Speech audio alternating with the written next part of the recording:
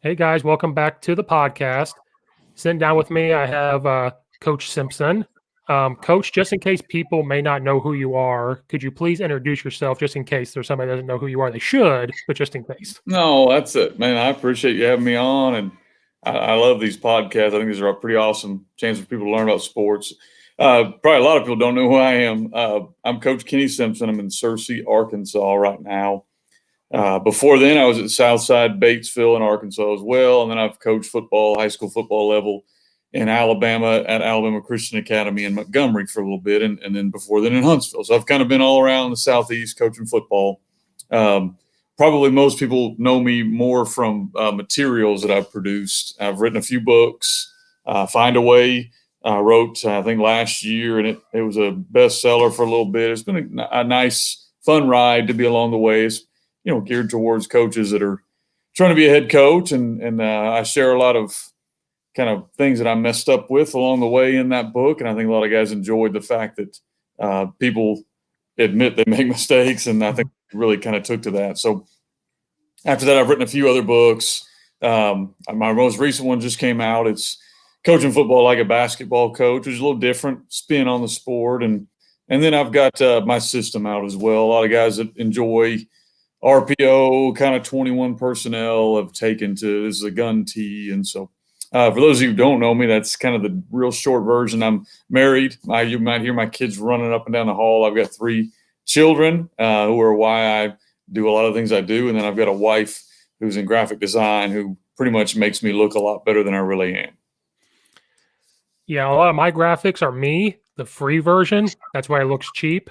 But guess what? That's who I am. I'm cheap and I'm simple. I don't I don't understand that stuff. I don't know how to do it. Yeah, no, I'm blessed with her because she's, it's nice to be married to one of those because I couldn't probably afford her if I didn't have her, and she does a good job. No, it's great. Your book, Coaching Like Basketball, when it's in my budget, I'm going to get it because that's a Nice. great thing. Because I coach basketball too, and I thought of that a couple years ago, like how they're the similar, like football and basketball can be very similar. So it's crazy how you came out with that a couple years later. I saw the title of it, and I was like, "That's brilliant!" Like, Yeah. hopefully, you didn't steal that from me 5 years ago. Oh, well, I coached basketball back in the day. I think a lot of younger coaches, when they're breaking into the world, you just do what they tell you to coach. And when I was first coming out, I played 3 sports. Mhm. They just, asked me to coach basketball at Madison Academy. I know you may not know much up in Illinois area, but if you're in Alabama, Madison Academy and basketball, that's kind of a mecca out there in Huntsville. And so I coached a few kids who, played at pretty high level basketball after they left me, and football too. And so my basketball record is like 72-8. Well, that's not because I was a great basketball coach. It's because we know in the coaching world, it's all about who you're coaching. And so, Mhm. so I did a lot of that. And then my children now are playing. I've got a 7th grade boy and a 9th grade girl that play 3 sports. And so that's kind of where the book came from, was watching them and thinking like you did, how these kind of things marry up. And you're starting to see football go more that direction with the evolution of the spread, RPO, multiple, all this. Everyone's running triple option now. They just call it different things, which is very, very much basketball, I think. Right. I literally before this podcast, whenever this comes out, I just talked to the D coordinator, Rose Holman, and we were talking about we were talking about how some football coaches don't tell what they do. It's a big secret, like I'm not going to tell anybody what I do. So he asked me, he goes, "Does basketball coaches act that way?" And I said, "No, not really, because basketball is really simple. And I think every basketball coach almost runs the same thing pretty much. Like we all run 2-3 zone, we all run man, it's taught the same way. Mhm. Um, some may do more motion, some may just do more set plays, but we all kind of run the same thing in basketball." Yeah. Yeah. Well, it's something in football. I mean, I think that I don't know why there's so many guys there's no secret sauce. I mean, Mhm. the successful guys you see out there, turn on the TV and watch 10 minutes, what they run. I mean, it's just they're just so good at teaching it, adjusting to their personnel, but football, I think, even defensively, you look over on that side of the ball, you're starting to see kind of the evolution of match quarters and these matchup zones. Teams are kind of going away from playing man all over the field because it doesn't work. Well, that's a basketball concept. We ran 2-3 match zone, playing basketball. And so it just was, you're seeing a lot of these things kind of transcend from sport to sport. Even soccer, I'm not a soccer expert by any stretch, but you watch them and it's very much all about space and matching up and all that kind of stuff. That's kind of where that book idea came from. It was a lot of fun, and probably wouldn't have been written had COVID not hit, because I was sitting at home doing nothing and just talking to my daughter a lot about the game of basketball. She had just finished her season and kind of trying to explain to her all that work. So it was very, very fun. I really enjoyed that one. And man, it's only been out maybe about a month, and a lot of guys seem pretty interested in it so far. So it's been pretty neat.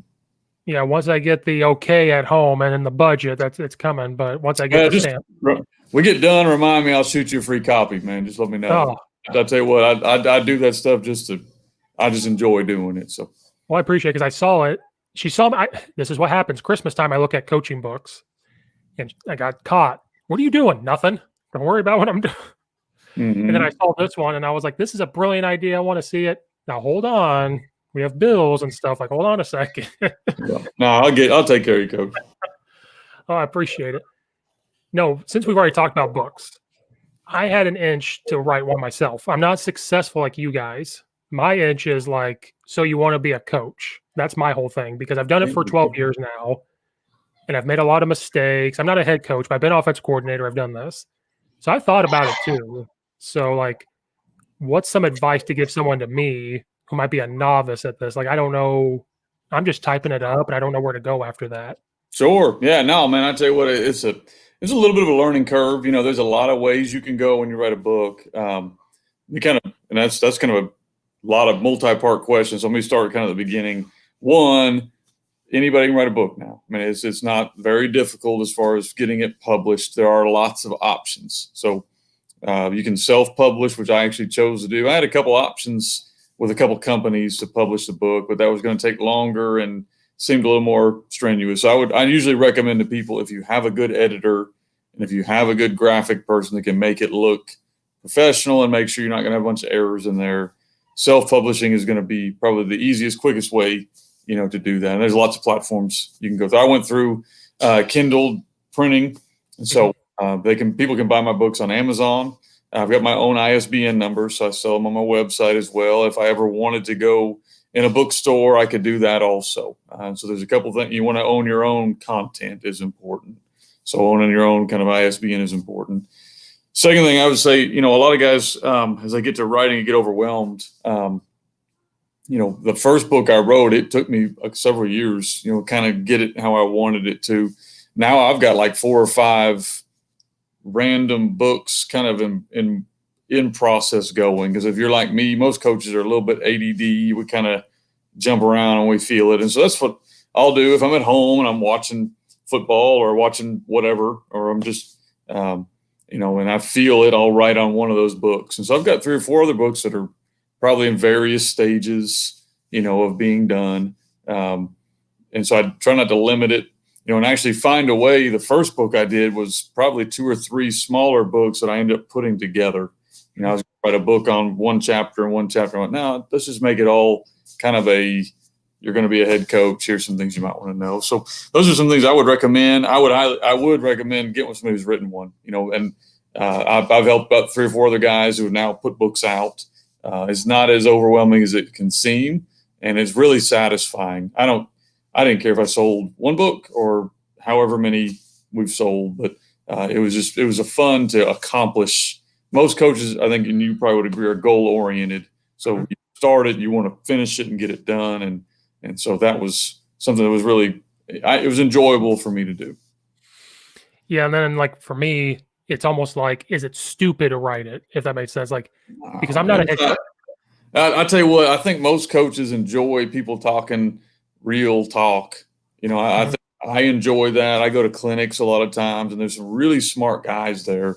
But the guys I don't want to hear are the guys that just want to sound smart. I want to go hear the guy that's going to talk to me like I'm a person, talk at the level people can understand. And, the same thing I wrote. I was a coach. It's not like I'm some expert. I've been a coach for multiple years, and some years have been really good and some years not so good. And I think that people enjoy, as long as you're honest with who you are, and genuine with, hey, here's where I'm coming from. Here's where I've learned this. If you can take it, that's awesome. If not, then, I don't care. I'm used to getting booed from the stands. So I figure someone doesn't like my book, at least they're just booing from home, so it's not too bad. Yeah, it's not behind you. And Yeah, it's not somebody telling me I suck, like right there. At least they're at home doing it. or sitting in a chair like we're doing now. Like, what the hell was that? Like, Yes. Yeah. no, because yours is perfect because you're a head coach. You try to give advice about how to be a head coach. I haven't, but I've made a lot of mistakes. And for me, I can't find material for young coaches or getting into coaching saying this is what's about to happen to you. Like, no offense to anybody, there might be some stuff. I'm talking about for me when I was 18 years old, there was nothing. It was Right. put to the fire. It was by the seat of your pants.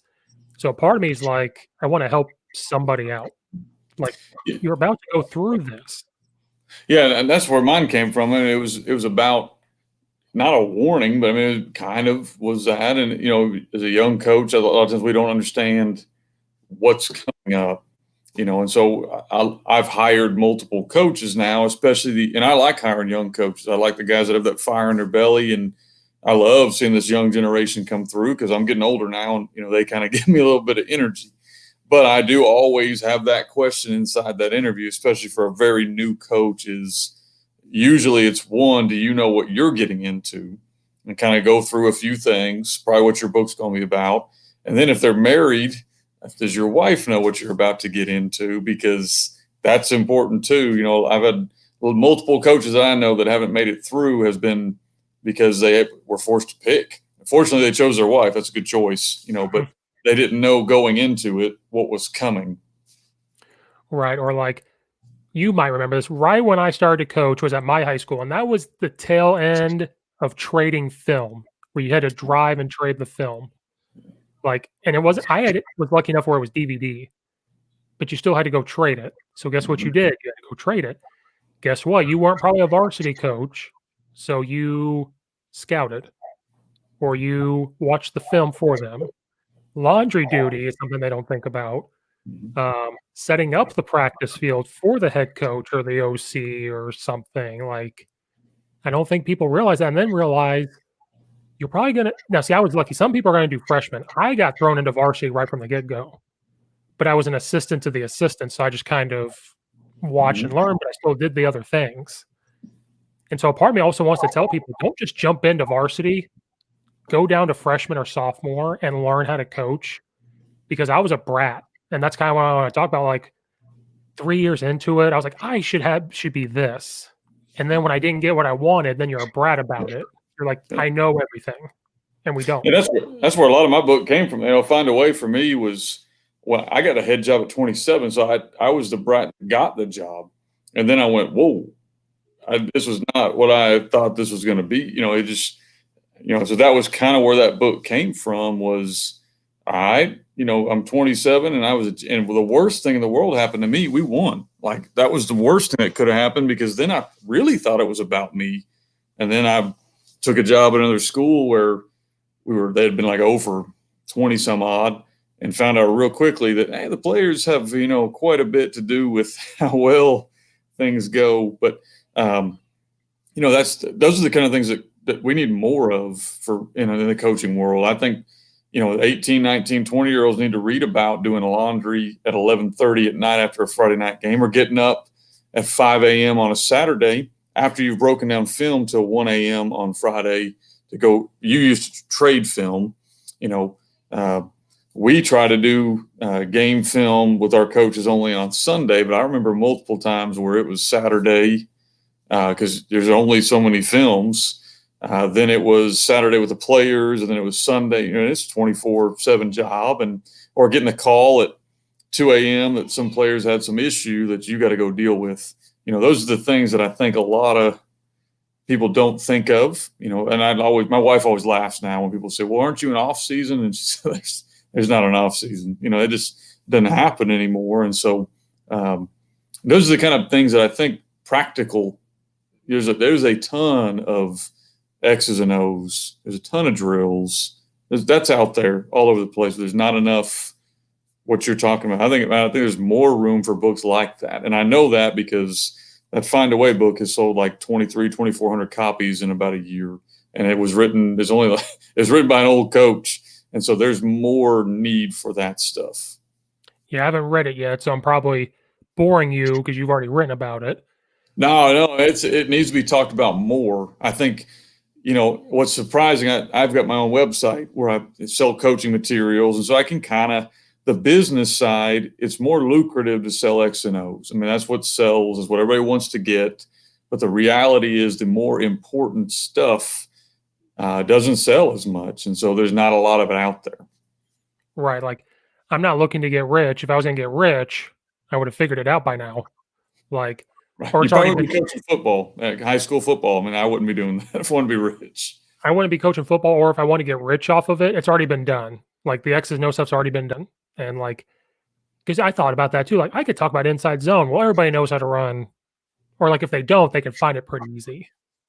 You'd be So surprised. I mean, I'm telling you, the X and O part of it. I mean, there's so many places to go get it, but unfortunately, it's almost like a young coach. If say, hey, just go YouTube. Well, it's like drinking from a fire hydrant. I mean, you can't retain, and so a lot of coaches like me, I'll go pay money to hear some expert that I can hear very specific details and talk to, and that's why, I've put some of my stuff out there. There's other coaches that have done that because it's free.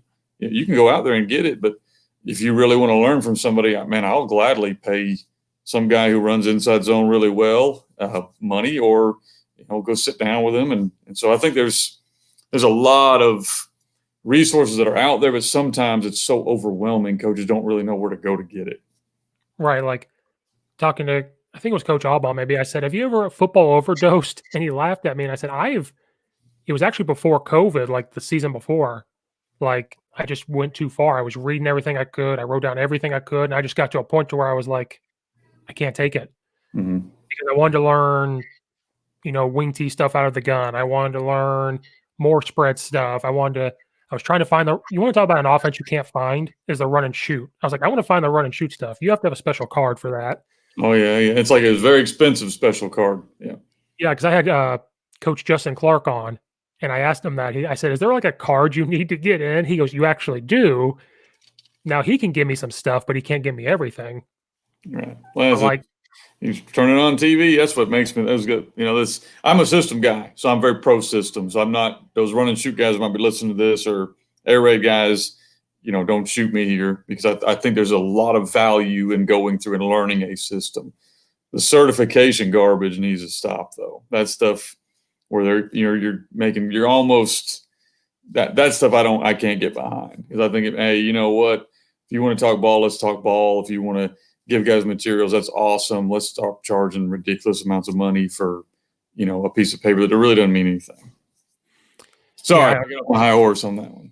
no, I keep to myself. If that's a thing, that's like that. I'm very easygoing. And I'm like, if that's a thing, it's a thing. I'm not going to pay Yeah, the $600 for it, but right. And I've got no problem with the materials. That part is awesome. Like yeah, I would pay to hear those guys talk about their system. I might pay that much money to hear them. That's awesome. But the certification just it's kind of like, what are we doing here? Just this guy came through and he bought our system. That's all you got to put out there. And I think that would maybe lighten the tension in the room a little bit with a lot of this stuff that's out there, because I do think there's value in, like, people listen to your podcast. There's value in going to a camp or a clinic, whether that's Glacier or whether that's a college. There's value in going and maybe having a subscription to, like, Joe Daniels or those guys that have great material. That's awesome. Go pay for. I think you should value it enough, and those guys put enough time in. You should pay for it. I'm not a huge fan of all we go too far sometimes, I think. yeah, because Twitter war is something I don't want to get into, so I just kind of keep to Yeah. myself. Yeah. Like, I posted one day. I told you I apologize. We're gonna jump down some rabbit holes. I am 2% Joe Rogan of sports. We're gonna jump down some rabbit holes. Um, Me and Coach Banstra, if you know Coach Banstra on Twitter, Mm-hmm. I showed him how I ran inside zone at a school I was at a couple years ago, and he said it looks like duo, but I'm not blocking the end because I'm all about double teams. Mm-hmm. Because in my mind, we didn't have the athletic linemen, if we were doing inside zone right, to take a step to the right and go block one-on-one. We just didn't have it. So we figured out, we just figured out, why don't we just double team, not block the end. If we get 4 yards, we get 4 yards. We're a happy guy. Like, we're fine. And eventually you will get a cutback. It's going to happen, hopefully. But he was like, no, that's duo. That's duo. So one day on Twitter, I drew it up on Huddle and I took a picture and I put it on Twitter. And I said, guys, I just want to know, like, this is my inside zone. You guys call this duo? I was just curious what people called it. That's all I wanted. I should have never done that. Nope.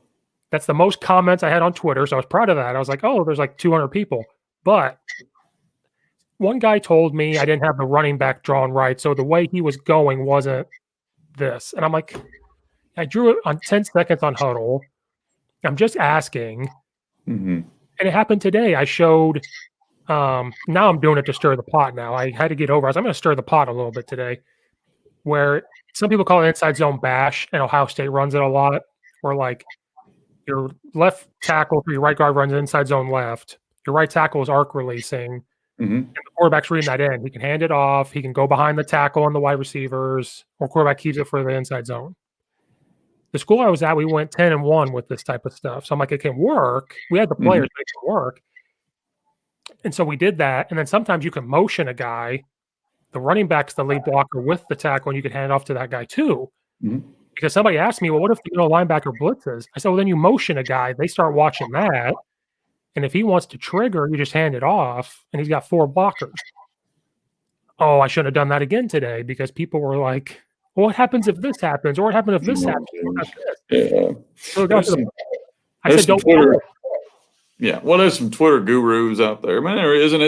And I think football coaches a lot of times don't mean it as it comes across, but we all want to be experts on a whiteboard. You know, that's kind of what you'll see. But and when you start, like you're doing your own podcast here, or you put material out there are going to be people that disagree, and I think you've got to be willing to understand that that's fine. I don't really care, but it's your duo. That's I've seen those memes where it's like Spider-Man pointed Spider-Man and it's duo inside zone. And really, it's whatever you want to call it.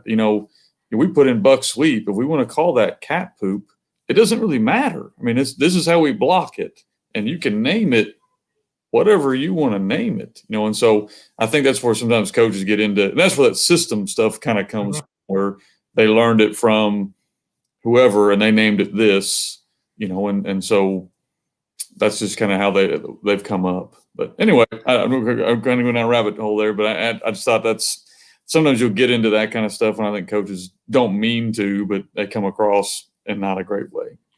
Like a couple of coaches that commented, they were just pushing my buttons. I've had them on the podcast before, so they're just pushing. Okay. But then there's some you don't know, and the way they're typing it, you're kind of like, wait, what are you getting at? Or like, don't question it. Just if you want it.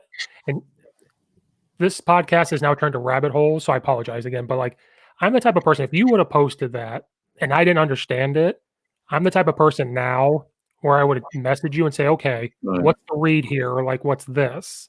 And this is kind of why I want to tell younger coaches, because when I was an OC, I had a first year off coach up in the box telling me stuff, because I want him to tell me what he's seeing.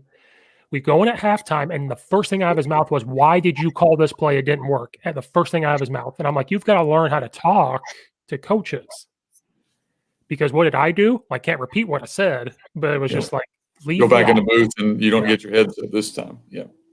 And like, first or second year coach, I think he was real excited. Like, I get to be up in the box. I asked him to tell me what the corners and safeties do as the OC. I have a guy watching the box, whatever.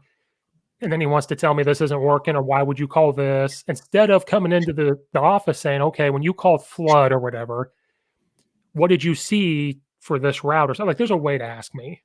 But I don't think young coaches know how to do that.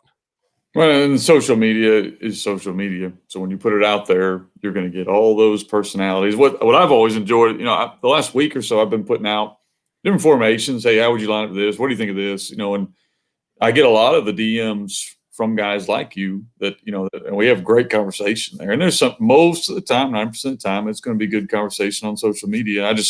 I've always just choose to ignore, the ones that don't want to go that route. Right. And I don't know if there's any help for that because I just learned it from coaching. Like you just learn it from Well, experience. you get told where you can take your opinion and shove it a few times. You learn, maybe I ought to not say that. I learned that as a young man because my dad was military. So I knew that coming up all the way. I was ready for that one. But some of these younger guys, sometimes, they got to figure it out a little bit. And I'll tell you what, as a kind of get back on topic, as a head coach, you need to set up a system where they feel they're valued, that there is value. I do want to hear what you have to say, but here's kind of a system that we're going to, like for us this year at Searcy, we set up, and I actually got it from another head coach, but set up here's exactly how our halftime is going to look down to the minute, and so we could fluctuate it and move it, but everyone kind of knew where they were going, and it made it so streamlined. It was much easier, and people, I think we were able to get what we needed to get done a lot better. Right. And then no, don't promote people just because you want to make them happy. Like that young coach go up in the box. We just kind of said, you know what? He's a young guy. He's excited. Let's do this. And maybe it wasn't the right time. He's got to go through the fire. I think it's that type of stuff. And again, I would love to write about it, but it probably can't happen until they go through it. And like I said, maybe times are changing. Social media, they feel like they can say this, so why not say it in person? Well, the way coaches act. And you've got a lot of younger coaches. I've always, when I hire, I don't really, experience matters some. It does matter. I mean, obviously, you want to balance your staff out, but I would be willing to take a shot on a young buck in a certain kind of spot. And because someone gave me my shot at that, but I obviously feel that there's wisdom to be gained through maturity. And most of the really good young ones, if you watch them, they have kind of a mentor, like even those kind of prodigies that are McVay over at Los Angeles Rams, his father coached. So, he's not really a young coach mentally because he's been around it his whole life. And so usually those really young ones they've come up and they've kind of gone under the wing of somebody and they've learned. And that's been fun for me I've kind of transitioned from being the younger guy who was doing that. And now I get to be in the other side of it. And that's been a really fun transition for me to work with these younger coaches, and whether on my staff or a lot of guys will reach out to me through social media or other ways. And it's been really, really fun to do. Yeah. Sorry. We just went down some rabbit holes, but like we got back. Yeah. We got back. But like, that's why I said this podcast, I treat it like coaching. I watch other guys do it. I watch like Joe Rogan's of the world. I'm like, are they successful at doing this? And it's just conversation. Then you talk to people, like when they listen to podcasts, it has to be unique, general, like genuine conversation. Mm-hmm. And I think it's also because I'm not coaching right now. It's COVID. I need to do so. I watch podcasts like film. I'm like, how are they? Oh, like I figured it out. Oh, like it's real funny how that works. And then my mind starts wandering of like, how can I help someone else now? That's my next is like, as small as it sounds, Coach Sheffer, I take full credit for his podcast because I told him how to do it. I was nobody, and I said, use Anchor, use this. It's free. Don't spend money on it. And his just shot through the roof. And I'm like, I take full credit for it because I helped you out. I was on Coach Sheffer's podcast. I don't think it's come out yet, but we did one, I guess, after our season. So I tell you what, I think coaches are, we're going to listen to podcasts. We're going to read books. And I think I think most people realize we're not really competing with each other. We're really, if I'm going to listen to one podcast, I'm going to listen to 20. It doesn't matter which one it is. So, I enjoy having me on this one. I think I think there's so much material out there for coaches now. This young generation, your generation, young generation, younger than me generation, none of this existed when I came up. It was a lot of conversations, and now we're able to, through all this technology, have so much more access. Yeah, I just turned 30 last month, so I don't know if that's young or old. Young for me. Yeah, I'm 40 now, so. It feels old. Like things are cracking a little more. Those sports injuries we ignored as high school guys are starting to creep up on me. And Well, like, I'm at the age now where like a lot of those sayings I would get mad at as a young coach. Now I'm saying them like, well, when you have your own son, and when I was 27 and well, I've got my son. Well, your son's 2. It's not the same as when he's playing on So I think that as you get older, there is something to be learned. But I tell you what, I'm excited about is this younger generation of coaches. They're very willing to think outside the box. I think that's pretty cool to watch, as an older coach. I don't know how old 40 is, but I'd put myself on the, middle to upper end, unfortunately. But these younger guys, some of the cool stuff they're doing, and you're starting to see, I believe the high school game is stealing from the NFL game is now stealing from high school. mhm. You're seeing it trickle all the way up. Some of the stuff that I've been seeing for 10, 15 years, now I'm watching on Sunday and going, why did it take 15 years to get up there? Like running quarterbacks, athletic quarterbacks. A big Miami Dolphin fan. They're running swinging gate on extra points. We've been doing that for 20 years. Just now it's being where it's acceptable to be run at the highest levels.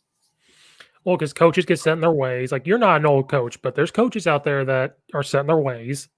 And I've coached at places like that. Like, if you go coach at a place, it's like, we've always done it this way. This is how we're going to do it, which is Mhm. fine. Don't lose who you are, but you can tweak things. You can adapt things. You can do those type of things. I'm not saying people that run the wing T need to run the spread all of a sudden. I'm not saying spread goes to wing T, but you can tweak things and adapt and all that stuff. And Yeah, I'll give you a tweetable quote here. This is actually from one of my principals. What he said was, you want to preserve your core, but you want to stimulate progress. So you want to preserve who you truly are, but you always want to find new things. And then he followed it up with saying, 30 years from now, do you want to be have 30 years of experience, or have 1 year of experience 30 different times? So basically, if you do the same thing over and over and over, you're never really pushing that envelope. And so I thought that was something I've always tried to live by now. Now I'm bringing in these younger coaches underneath me and allowing them to do some things that I'm uncomfortable with. Small things like, hey, let's play music during practice. Okay, that didn't really hurt anything. Okay, we can try that. Or hey, let's not do static stretching because here's all the science that backs up why that really didn't help. Okay, well, let's try that. So there's different things that I think older coaches are learning from this younger generation. I think it's because there's so much more to, like you were talking about. I graduated high school in 2009. Like I said, I was at the tail end of some of this stuff. Like, the internet was a thing, but it wasn't what it is now. Mm-hmm. So I think you're seeing more research of, like, they're able to find more, like we all are. We're able to find more things. So now they're able to, like, do that stuff that we wouldn't have been able to do back in 2009, 2010. Mm-hmm. Like, all that, if that makes sense. Like, we had to really, that's one thing I had to learn as a coach, is how to talk to people. Like, I had to go ask them. Like, we ran the power option in high school. That's all I knew. In order to go learn, I had to go talk to coaches. Like, let me drive down the road and ask how they run this. Now I can just go on Google and type in air raid plays. I can go type spread playbook, and I Mm-hmm. can find something.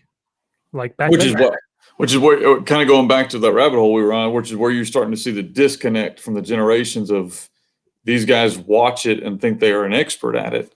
But there's value in that guy who's had 20 years. Like, if I want to run a wing T, yeah, I'm going to go do all that stuff. But then I'm going to talk to Roger Holmes, who's been doing it for 40 years, and he can explain to me the reality of it. Hey, sometimes your strong tackle is getting his tail whipped. Here's things that'll help with that. And that's where I think the older coach, that's why you want that mix. You want that good mix of that guy who's kind of been through the fire, and you want that young buck who's seeing things with fresh eyes. And I know when I try to hire a staff, for me, I've got like a 30-year veteran at defensive coordinator. Well, then I've got a 2-year veteran. He's only been there 2 years working with outside linebackers. Well, we're in the meeting room. I listen to both of them, and they listen to each other. And I think that helps our team. right? And then, like, I talked to Coach Sheffer and all them about this. They're big wing T guys, Oh, yeah. and I'm a spread guy, but Do both.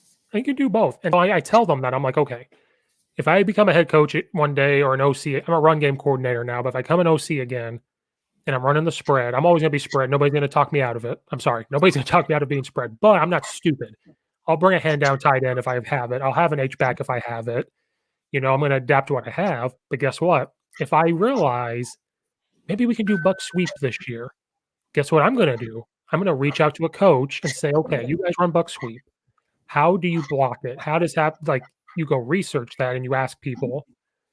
And I don't know, older coaches don't do that. They don't adapt and be like, well, I'm not going to go do this. It's my way or the highway.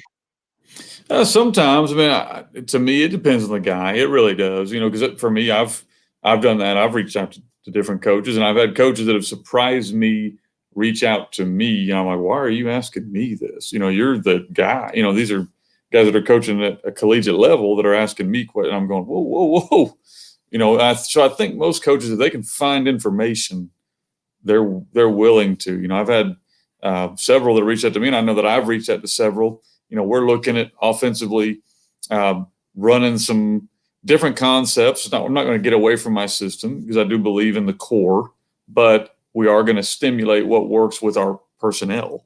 And so because of that, I've reached out to several guys that are running bunch stuff or that are running back to spread, which I've had experience in that. But all right, the hard part is, okay, how do I blend this to what I want it to be? But I'm going to find the experts in those fields and reach out to them.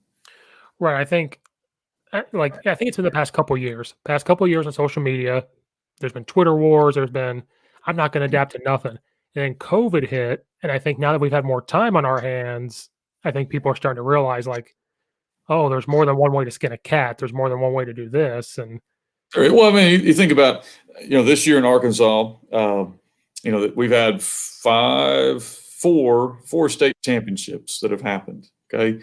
Well, we've had teams that have won it, that throw it and don't ever punt. And Coach Kelly over at Pulaski Academy, and the epitome of a spread, sling it, super aggressive. If we run it, okay, but if we don't, who cares? Guy. Then a team win the state championship that probably ran the ball for 2 times as many yards as they threw it. And you've had teams win with focusing on defense, and you've had teams win. So there's, like you mentioned, there's a lot of ways to skin a cat, but a lot of coaches do have their identity, who they're going to be. And that's where you see a lot of those Twitter wars or those wing or option guys. And then you have the guys that want to sling it all over the field. And the truth is neither one is wrong. The reality is, how well are you going to teach it? How well are you getting your kids to play hard and believe in your system? Right. Like here in Illinois, Coach Derek Leonard at Rochester by Springfield, Illinois, they've won the last 8 of the 10 state titles in Class 4A, and he runs Lincoln Riley stuff before Lincoln Riley did. Right. Yeah. So you can win that way. And then so they're in 4A. In Illinois, there's 8 classes. There's 1A through 8A. 3A could win it with the wing T. And then a little bit later in 7A, you might see another wing T team win it. So it doesn't matter. It just kind of depends on who played better. Right. So, right. And that's what, to me, anytime you're coaching, that's what coaching is. And that's where a lot of that second book I wrote, the basketball one, came from. It was, we're going to teach these concepts, these belief systems, but you better be able, like one of the chapters talks about, you better be able to adapt to your own team and adapt to who you're playing. I think basketball coaches are experts in this because they're having to play, 4 games a week where they're having to adapt right now from possession to possession. Football coaches are not as skilled at that simply because, we get a whole week to prepare for one game. So a lot of us have a hard time not really believing what we're seeing on Friday is what we spent probably 70 hours of film to get ready for this game. And then all of a sudden, whoa, are my eyes tricking me? And so that's a lot of the book kind of talks about being able to make quick adjustments. And how do you teach that? Right. Because you can watch film and they're in a 4-man front, and then you come to the game and all of a sudden they're in a 30 or whatever. And as a coach, you may not panic right away, but the kids might panic. Yes. In basketball, you're adjusting all the time. One possession, they're in 2-3. The next possession, they're in a 1-3-1 trap. How do you handle that? Right. And that's why I love coaching basketball. You're always coaching. I just talked to the guy right before this. In basketball, I'm the type of coach, I'm moving around with them. I'm like in a defensive stance. I'm like all about it. And You're coaching the entire time. Football, you call the play, you're talking on the sideline to figure it out, but you can't adjust it like basketball, if that makes sense. Right. You have to almost figure out which player you can enable to make those and how much freedom you can give him. That's why the NFL level is very much like basketball because Mahomes is getting up there. I don't even think they have a play called. I think he's just getting up there looking around and calling what he wants based off of their concepts, And so at a high school level, that's very difficult to do. But the really good ones, like what always makes me laugh, let's go all the way back for a rabbit hole, back to those run and shoot air raid guys. We only run 3 plays. Well, you got 15 arrows off of that route that you've got that guy running. So you might say you run 1 play, but really that go route could be a comeback, could be could be a VR, could be all of this stuff. Well, that's basketball, very much basketball. Or the RPO guy that, we only run inside zone. Well, you run it reading the 3 technique and the 5 technique and the inside backer and the this. So really, that's very much a basketball mindset. And I think that's really good stuff. Yeah, I learned that very early on. RPO stuff, you have to really practice it, kind of like basketball, because you can get weird with it instead of reading that end all the time. Well, guess what? Because you learn this from spread talk. Let's say their 3 tech is their stud. That's the guy. So why are you not reading him? Why are you reading the end? That's nothing. So it's like if you can't block them, read them. Well, you have to practice that though, because you can't do it in a game. You can't say, hey, you can't tell me as the run game coordinator to come over and be like, hey, tell them to not block the 3 technique. I've just blown those 15, 16-year-old kids' minds. What do you mean? So having those one-word tags, and that's where the good ones come, and that's something we've played with, and we're getting better. But that's having a one-word tag that changes one thing for one guy, and everyone else just kind of ignores it. But it changes the whole dynamic of the play. I think that's where you're seeing football going in the run game, and in the pass game. You'll see the teams that run. They're going to run. Let's say they're going to run slot fade. That was the 2019 play of the year. That was it. Well, on slot fade, you can break the route off here, or your guy who's walking off the line can break inside. So really it's one play, but you've built in adjustments those kids know. And if you're going to do that, then you better really, really, really, really, really practice that over and over and over and over and over again. And so that's why Lincoln Riley's play card looks about as big as a napkin, because he only has 10, maybe 10 concepts, but he runs them very, very well. And that's why, like Mike Leach, they have to have that rhythm, but he doesn't have a lot of plays, but it's a lot of rhythm. It's a lot of finding grass to get open, but you have to be on the same page. Kind of like, I'm going to keep going back to basketball just because we're here. It's the same thing. You have to find that open space. You can practice it all you want, but then in a game of basketball, you're able to adapt. Football, you have to practice it over and over and get in a rhythm of finding that open grass. Because I love the stuff. I love air raid stuff, and I find it pretty easy. But I'm stupid simple, so I don't have all the tags. Our tag at the school I was at, we'd run mesh. The only tag we'd have is a post, and that's it. You're going to run what we tell you, but if we want to run a post, that's the only difference. Right. We want to keep it simple. I mean, we're working on this year and last year with our kids, and actually a couple of years ago back when I was at Southside, we're teaching them how one route can look different. What are you trying to accomplish? Like, let's go with a post. You're teaching a post, so you got a kid that's going to run. Our kid we're first teaching them. I'll use my son. He's 7th grade. I run a post. Well, he's going to run 7 yards. He's going to turn, and he's going to run to the goalpost, and that's what we want. Okay. Well, the defender's standing right there. He would run right into him. Okay, well, let's think about this, son. All right. So now if the safety's playing over top of you, where's the ball probably going to be thrown? We're going to be thrown inside. Okay. If the safety's playing, you can get over top of him. We want to keep that thing more skinny. And so those little nuances, that's very basketball oriented. And I think that's where the great coaches in football and basketball get is everyone knows how to run pick and roll. But who runs it really, really well? Who teaches those nuances? Right. And that's why Mike Leach and all of them looked at that type of stuff. They looked at wing tee stuff and they just took it. Like they incorporate a lot of it. So it's very interesting that you wrote about that. It's very interesting for people to think about. And maybe football coaches need to coach basketball now. Maybe they need to go do that.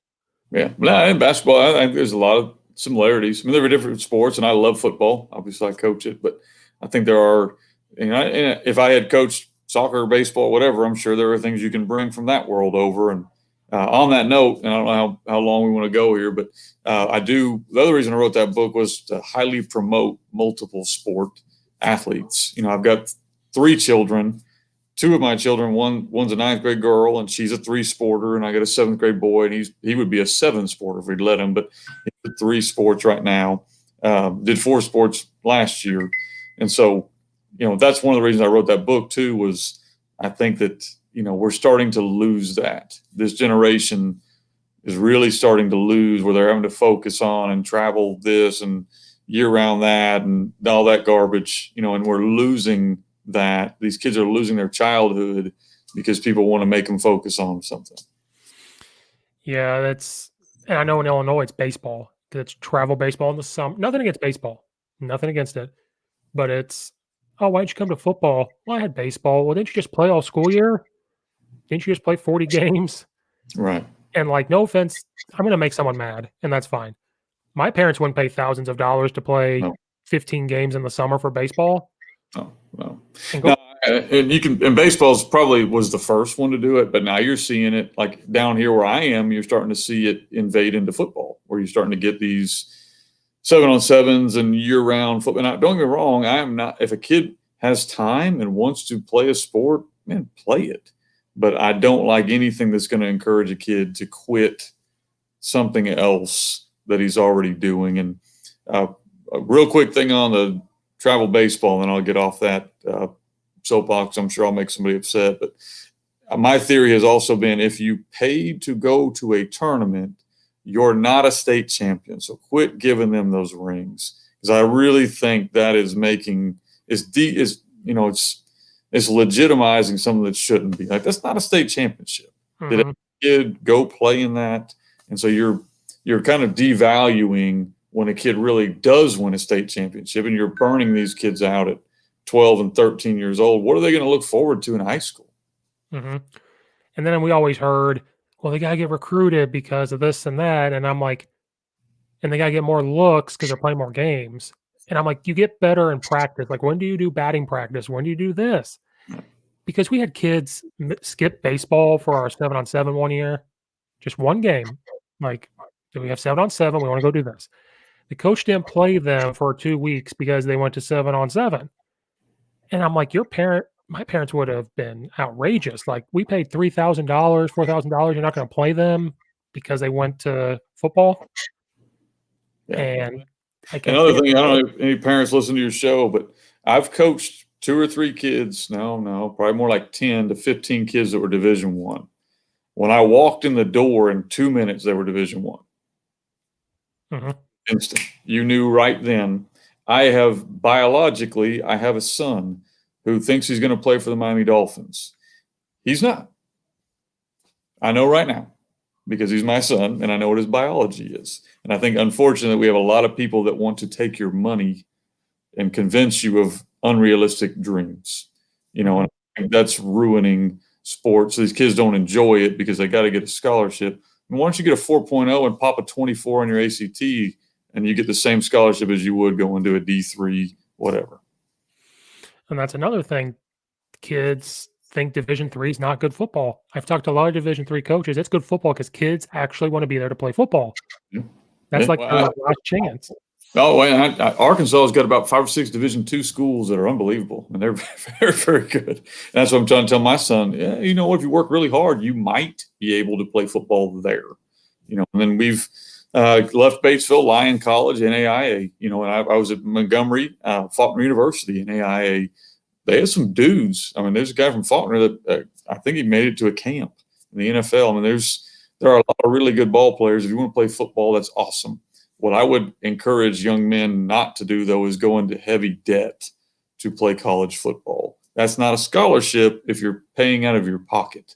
So do recognize kind of what's happening there. Right, because there's ways to not go in so much debt. These coaches are there to help you.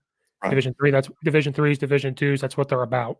Not saying Division I's don't, but I've heard stories, they're not there for them. Like, I had a friend who GA'd for a while. Then he moved to Texas. Now he's coaching middle school football. He said there's a lot of shady stuff that happens that he didn't like. Yeah. Well, it's as you move up in football, I mean, the pressure gets to people, and that's unfortunate that people will change and be willing to compromise ethics and stuff. You know, and I don't know enough about it, so that's why I stick down in the high school level. Yeah, like I only get told what people told me, so it's just I go year by like whatever they tell me, that's what I go with. And he GA'd at Eastern Illinois. We both went there. He GA'd there. Then he GA'd at like Northern Iowa, then UTEP, and then somewhere else. And he didn't tell me where the school the shady stuff happened. He just said shady stuff happened during the 4 years, and Yeah, he didn't like it.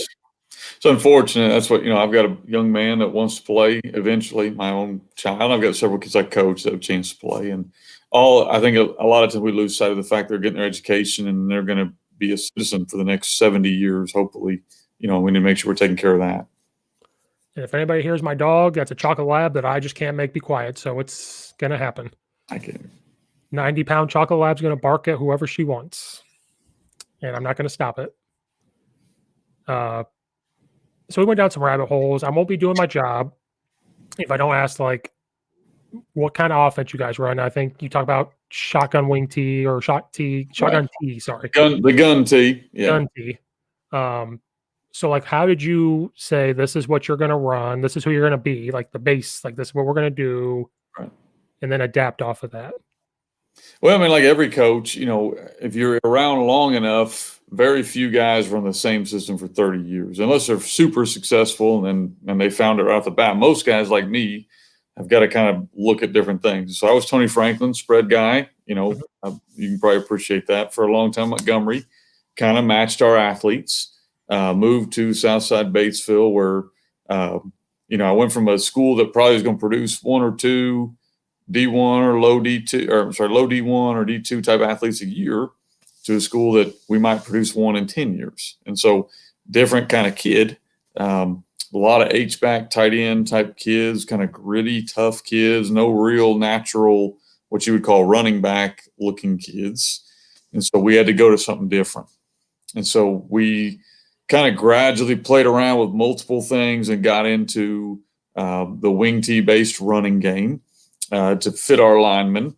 And then we had that kind of tight end H back every year. I had multiple kids that could play those spots.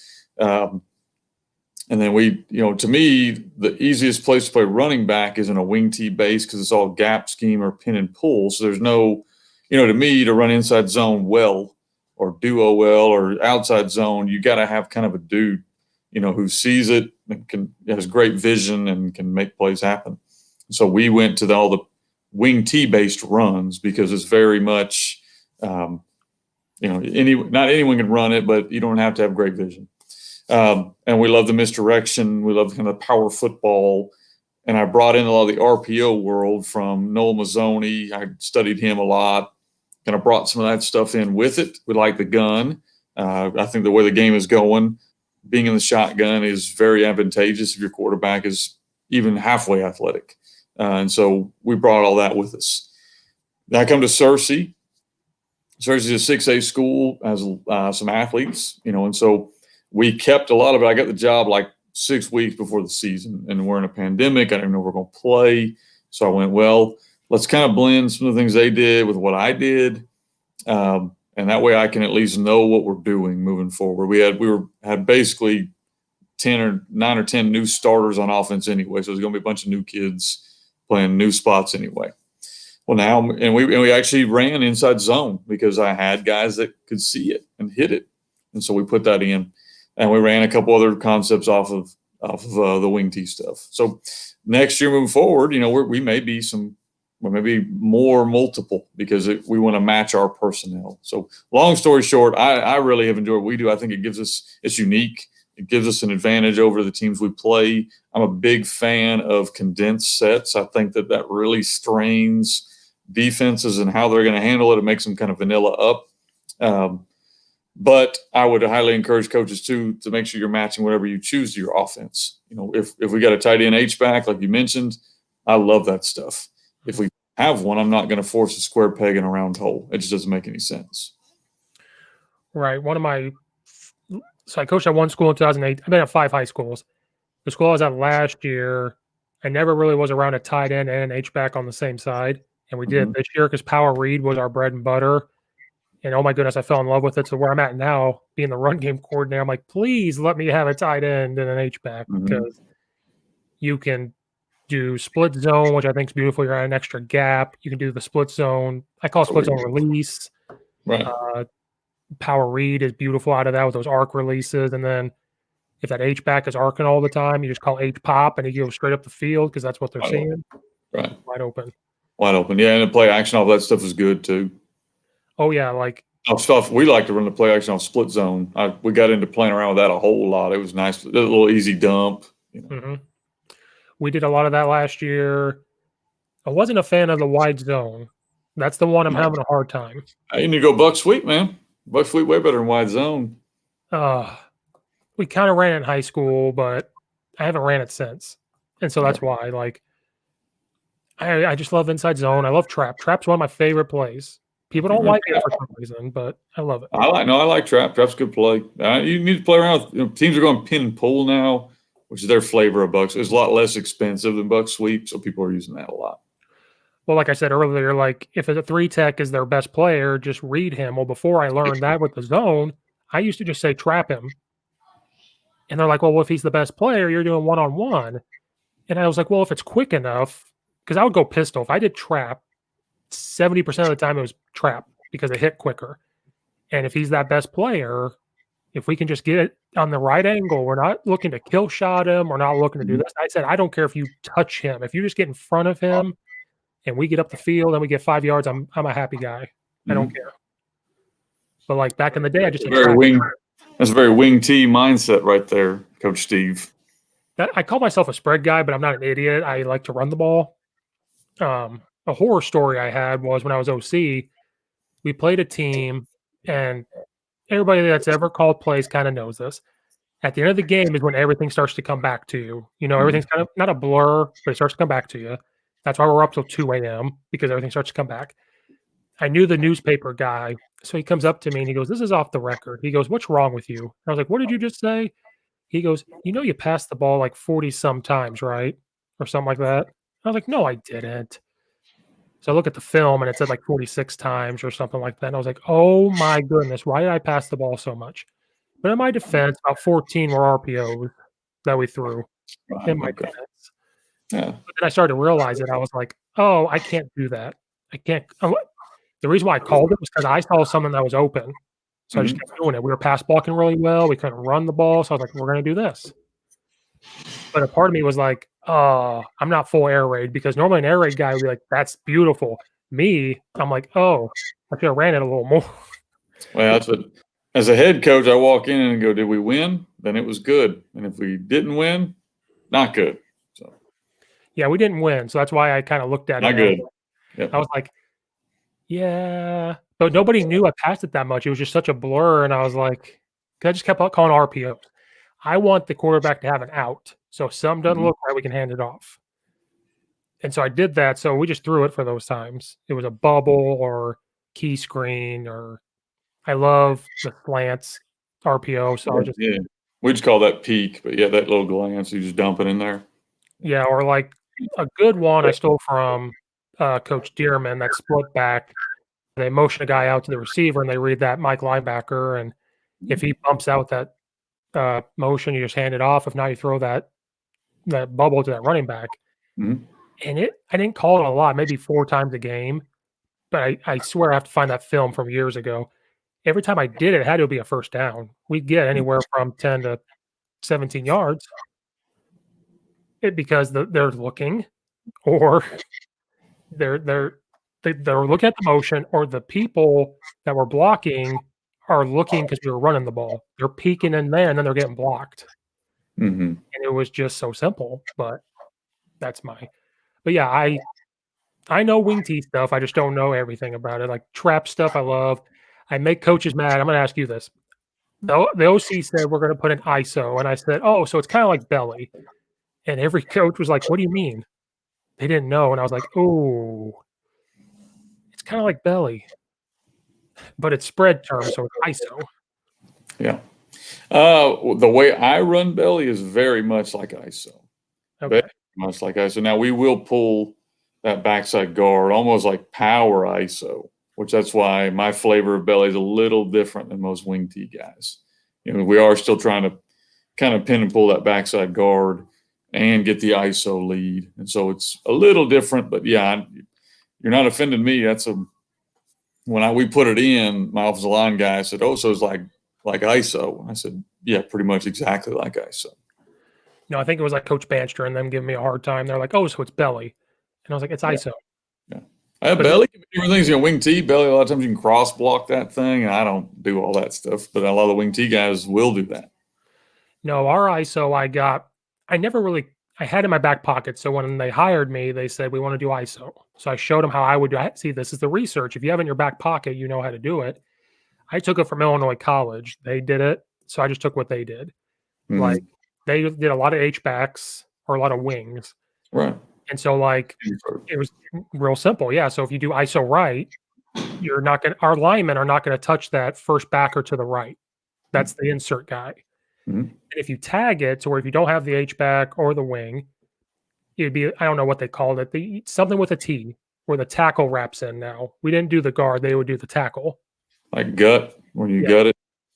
So like instead of doing like what you were talking about, the guard doing it, if we just have the 5 linemen, we're just going to pull the tackle because we want the quarterback to read the end. So it becomes like a Mhm. zone, but you're still ISOing it. Right. And then, like I said with inside zone earlier, with what we did with that ISO, you can motion a guy. The running back's an extra blocker and Mhm. all that good stuff. So it's like, so it's not belly anymore. It's still ISO to us because we're pulling the tackle. Right. But wing T guys are going to tell me something different.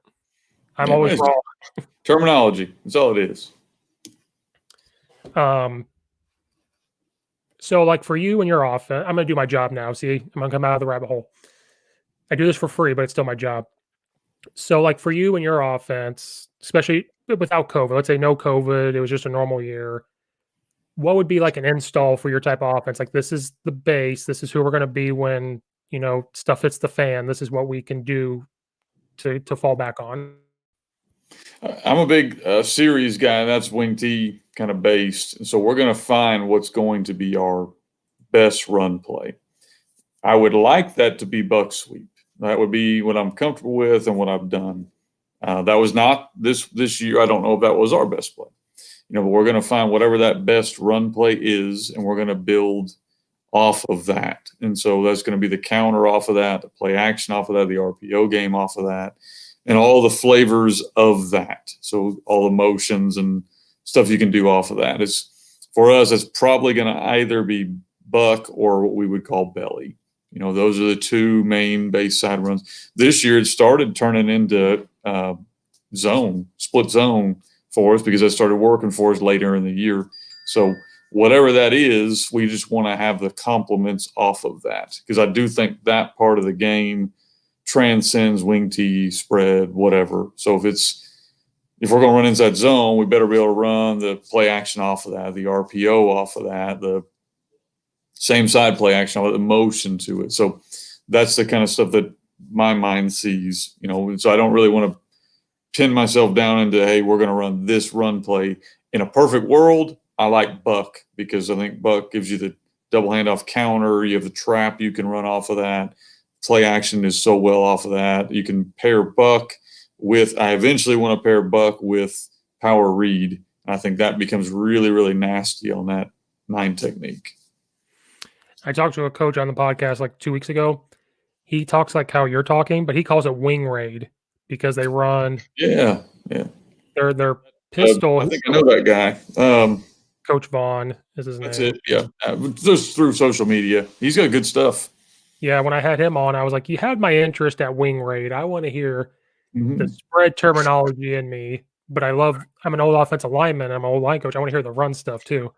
Mm-hmm. And like they're 3 yards from the ball, so they're really close to the center. He said, we're a wing team, but we practice air raid concepts. It's not a lot, but it's just enough. He said, we're going to run the ball, run the ball, run the ball. And all of a sudden we're running mesh or shallow or Right. snag, and they could RPO the snag. Like air raid terms, it's corner, but I call it snag. Mm-hmm. Guy from Brent Dearman. They call it Snag when he was at Auburn and all that. So, Snag. yeah. And then corners, air raid terms. I don't want them to crucify me or anything. Like, no, that's corner. It's Snag. But so it's beautiful. What you're talking about sounds awesome. What he talked about sounds like the same thing almost. Well, you build offenses to complement things. That's the deal. I mean, you're gonna build RPOs either to protect your run, or you're gonna put in RPOs to protect your pass. Like, you're an air raid guy. It sounds like you're more of a spread guy. So you're putting in a run. Like, the word you used was, I want him to be able to get out of a bad pass concept. So in my mind, that means you're a pass first guy who runs. And then the wing raid guy, and probably me, are more the opposite. Like, I want to have the RPO in case I can't block a guy. And so it's just a different mindset, but it's the same place. Right. And then this year, we're going to be more run oriented. We're going to be a spread power run team. But especially because in Illinois, February 15th in Chicagoland, it's going to snow. It's going to be cold. So I only got to see the kids for 3.5 weeks, I think, since the summer and stuff. But when we did, we were like, here's your tight end, Steve. Here's your H-back. You're the run game coordinator. Install the run, because that's what we're going to do. We're in a motion. We're going to run because we're going to be in the snow. And I was like, you got it. Like, it's just what it is. Right. And they're fine with it. Like, it's a first-year head coach. We're, struggling program. We're going to turn around. We're going to run the ball. ISO, power read, power, trap. We're going to run it. Mm-hmm. And guess what? People hear me say that, like, but you're a spread guy. You're not going to run the ball. And I was like, oh, don't get me started. We can run the ball. Yeah. Like Coach Taylor, who's an air raid guy.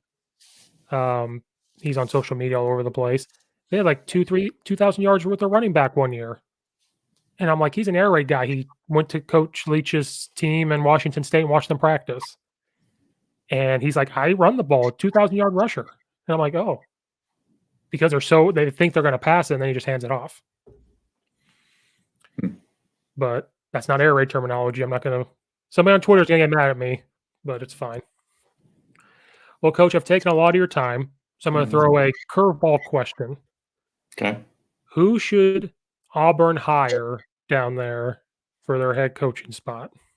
I think I know who they're going to hire, but I don't know who they should hire. I think they should have kept Gus Malzahn. I'm a big fan of him. You beat Nick Saban half the time, and you have a national championship, and you're in Auburn. I think you're a pretty good coach. And he's an Arkansas guy, so I'm going to stand up for my boy Gus. I think they're going to miss that. I'm sure he don't mind getting paid to sit out a little bit, but I think they're going to hire Hugh Freeze. I think that's kind of where everything I'm hearing is leaning. And I know Hugh Freeze is a good coach too. Now he'll do some good things there, but I don't know if it's going to be hard to be an upgrade over Gus Malzahn, I would say. I was kind of shocked they fired him because I've seen on Twitter there's been a lot of Auburn. I follow a lot of Auburn stuff. It depends on your level. If you're, I don't know, like I think they're trying to be Alabama, and you're not going to be Alabama. And it's don't really tell them that. My brother went to Auburn. Don't tell him that. I said, buddy, you can hire whoever you want to. You're going to win 8 games to 12 games a year. That's what you're going to be. And a good year, you have a chance for a national championship, and that's what Malzahn gave you. Yeah. But yeah, I'm in Illinois. I grew up 20 minutes from the University of Illinois, and they just fired Lovie Smith. So I'm like sitting there. Me and my friends were texting because we do a live show on Sundays, and we're Illinois guys, and we're like, "Oh my goodness, if Gus could just come to Illinois, but we don't have the money for it. But he's gonna get paid from Auburn, so maybe he doesn't care. Maybe he just comes." Somebody's going to hire Gus, and he's going to do a really good job. He's a good coach, and I think Illinois would be wise to at least call him. Well, I'm sure they would. We just don't have the money, to do it. But if he's getting paid from Auburn, maybe they can swing something. Yeah, buy out part of it. We have a quarterback that fits his system. We have a young, running, fast quarterback that could help him out. Yep. I would think that Gus lands there, possibly. I think more realistically, possibly at Arizona. I think they're for one, too. No, he's a good coach. I was kind of shocked that this happened because he's there he's so close. I talked to Coach Sheffer and them about it. He's so close. There's something, but he's so close to just breaking through. It's Mhm. Alabama, and then last year's LSU that just kind of he's so close. Yeah, And and that's a tough division. That's Alabama's in your conference. It's gonna be tough. no, he's gonna be hired before the weekend probably. Like somebody's gonna. Yeah, he has offers, I'm sure, right now. He's got to decide. If I'm him, do you want to? He might take a year here and get paid $10 million to do a podcast, or who knows what. I don't know, but you know what? Illinois is open. Yeah. I Okay, love Lovie Smith too. Lovie Smith's a good coach. Illinois is just it's tough, not. tough It's job. they're trying. They're I grew up 20 minutes from there. They're building things. They're trying to upgrade their stuff to compete with Mhm. Ohio States and Michigan and uh but I've heard Coach Lewis from Kent State. His name's getting thrown around. I helped him out spring ball. He was with Dino Babers at Eastern when Okay. Dino Babers was there and Jimmy G was there. I helped out spring ball there. He's a fiery guy, and he's at Kent State right now. So I want him or Gus. I tweeted at Gus. He'll never see it. I was like, if you come to Champaign, I'll bring you Portillo's and I'll bring you deep dish pizza every weekend. If you show, I'll wash your car, I'll cut your lawn, I'll do whatever for you if you show up. He's a good coach. Yeah, he's a good coach. Oh, he's a good coach. I love his offense. Like Hmm. that's kind of what we're looking at right now. Where we're doing right now is some of that stuff. And Yep. so when I want to run that stuff, I look at that film and I'm like, I love it.